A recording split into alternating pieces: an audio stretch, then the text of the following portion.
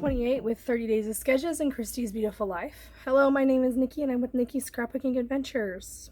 I'm loosely following the sketch today in the fact that this designer has some vertical lines on the left-hand side of the page. And that's about it. I'm not really going to embellish this one. I feel like this paper background that I chose is really busy. And if I were to add embellishments, they would just get lost. So I am going in and I am just adding, I'm doing an 8x8 layout. So this is actually the leftover 4x8. And then I had some scraps which I am trying to use. So I figured, okay, I'm going to add a little bit of a border here on either side. Now I did cut this border longer than an 8-inch just so I could just trim it off right when I got it in the right place. And then my photos. So I printed 6 2x2s and then decided, okay, I'm not going to do that. I'm going to reprint one of my photos as a 4x3. And you can see I have like triple matted this sucker. So one mat is this and then more of that, and then I matted my photo in white. And I even popped it up on foam. I felt like I needed to separate the photo from the background paper, and I needed to separate the background paper from the background paper, essentially. And that's why I have 3 mats there. So that's going to land probably right about there-ish. Might adjust as I go along. And then I've got my photos here in 2x2. Now what's great about 2x2s is that I can pretty much put them anywhere. And they're going to look great. But I do want to talk about photo matting. So, if you notice, the photos with a white frame pop out more than the photo without the white frame. That's because I feel like the photo is kind of blending into the background. Now, don't get me wrong, this background does have a regular white to it behind the leaves and stuff, and so that kind of blends a little bit. However, when you're looking at just this photo, it really just blends right in. So to differentiate that, we add a photo mat.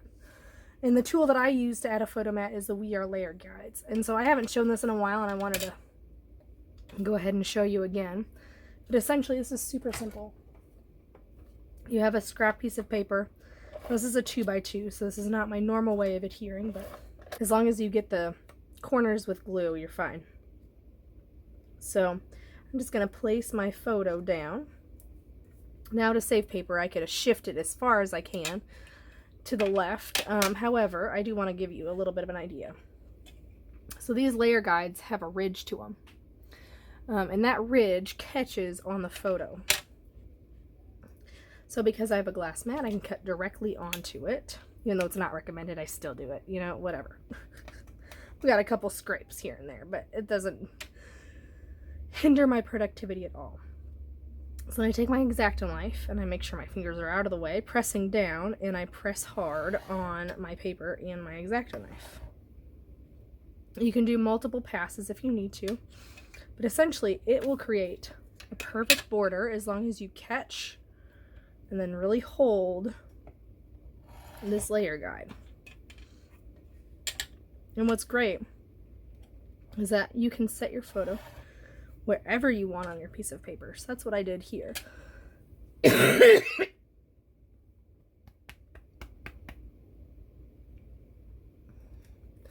get this red border around 3 of the sides, I set my photo in the square box, you know, and was able to get a border of whatever I wanted.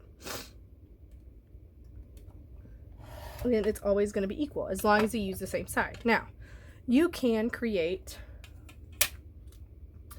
those Polaroid looking, see how different that looks, Polaroid looking things by changing the distance. So say I put this here, I can go in and do 1/8 of an inch around and then do 5/16 of an inch at the bottom, or I have a whole bunch of other options too. I can make this part as big as I want it with the different layer guides. They all have that ridge that you catch, and that dotted line points out where that ridge is. So highly recommend this tool. There's no more guessing where your photo mat's gonna go. That's my page. Like I said, I'm not going to embellish this one. It is going to be photos and paper. So I hope you have a wonderful day. Don't forget to like, comment, and subscribe, and I'll see you next time.